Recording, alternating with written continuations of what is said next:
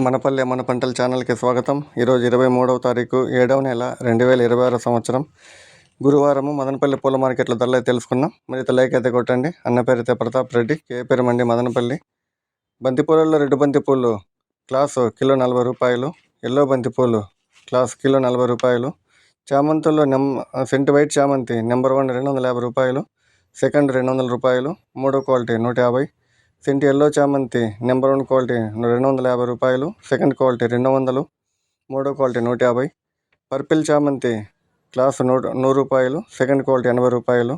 Carrot చామంతి class 120 రూపాయలు, second quality 100 రూపాయలు.